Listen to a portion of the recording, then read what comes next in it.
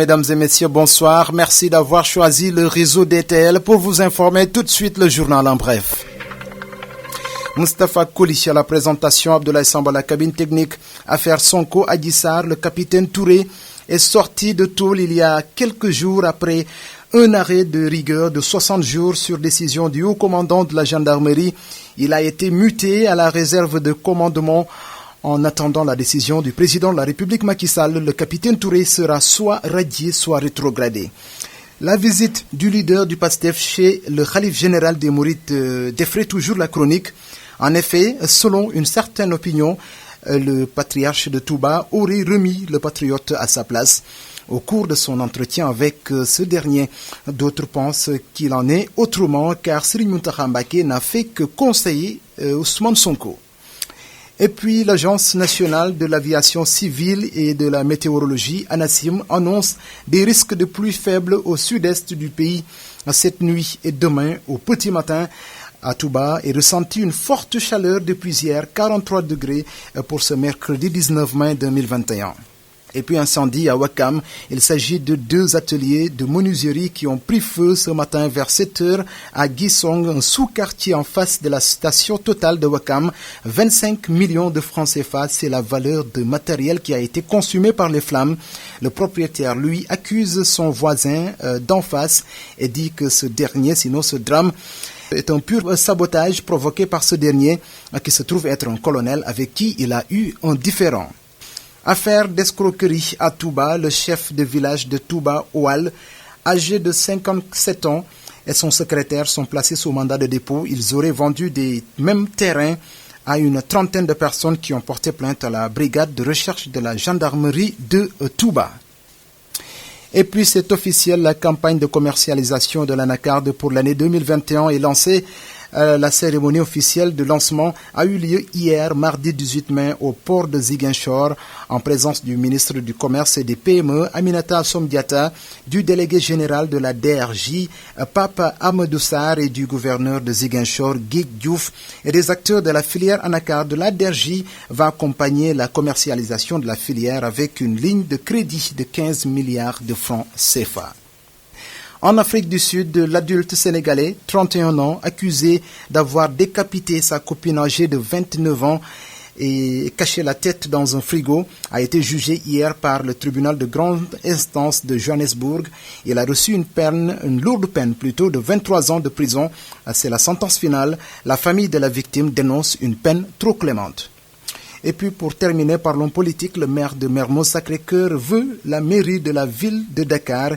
Il a fait savoir lors de son point de presse avant-hier, est-ce un signe de break avec son compagnon Khalifa Sall? D'aucuns pensent que Barthélémy Diaz ne supporte plus l'inertie de l'opposition. C'est ce qui l'incite à cavaler tout seul. C'était tout pour cette partie française. Tout de suite, la version Wolof. jërë ngeen jëf mbokk yi ñu ànd ak yéen xibaar yi ci tënk ndongali Moustapha Koli ci kaddu gi. Abdoulaye Samba bi léegi moo des ci cabine technique bi. xibaar yi ci tënk dañu koy njëkkee ak coow la nga xam ne nag moo judd woon ci diggante Ousmane Sonko Adji Sarr. Capitaine Touré bokkoon ci ñenn ñi nga xam ne nag dañoo jëloon enquête bi te woon ko ba nga xam ne nag coow li daal dina bari. moom nag dafa ne woon dafa démissionné. Brigade gendarmerie nag tegoon ko loxo nag ñu daal di ko tëjlu lu toll ci juróom benn fukki fan ba gannaaw nag loolee mujj nañ ko bàyyi. jamono ji nag dañu ko denc ci réserve ci commandement bu gendarmerie. ñi ngi xaar nag kàddu bu mujj ci nga xam ne moo war a jóge ci jiitum réew mi di Macky Sall ngir ñu xool ndax danañ ko dàq wala dañu koy téye daal di wàññi li nga xam ne moo di ndombal tànkam muy grade ci ni ñu koy waxee ci wàllu takk der yi. Visite ki nga xam ne moo di Pastef maanaam tukki nemmeeku Ousmane Sonko ba mu amaloon fii ci Touba jàkkaarloon ak xalif général des Mourides Serigne Mountakha Mbacké.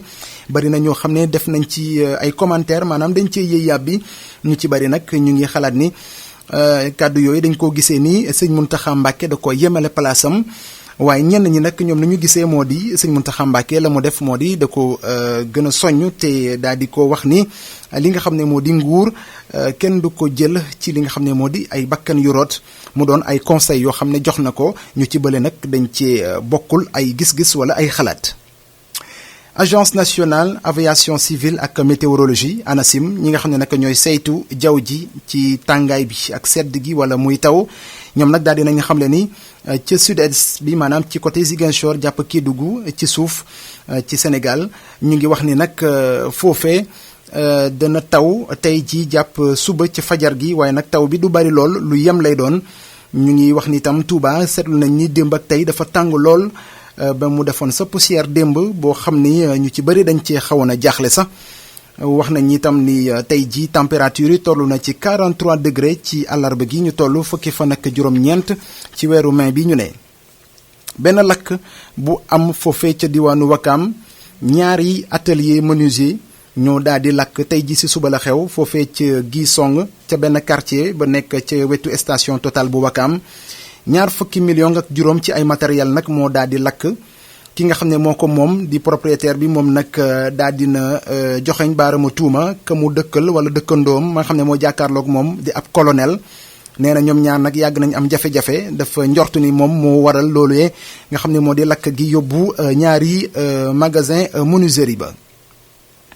mbirum coowal suuf ca Touba tax na ñu teg loxo kii di chef de village bu Touba Oual tollu ci juróom fukki at ak juróom-ñaar ak ki nga xam ne moo di secrétaire am ñoom nag jamono ji dañ leen amal li nga xam ne moom la ñuy woowee mandat de dépôt ci wàllu yoon lu ñu leen di toppee moo di dañoo jël ay terrain jaay ko lu toll ci ay fanweeri nit yoo xam ne ñoom ñëpp ñoo bokk terrain bi ñooñu nag dañoo mujj porter plainte ñi nga xam ne nag ñoo leen daal di teg loxo moo di waa brigade recherche gendarmerie bu Touba.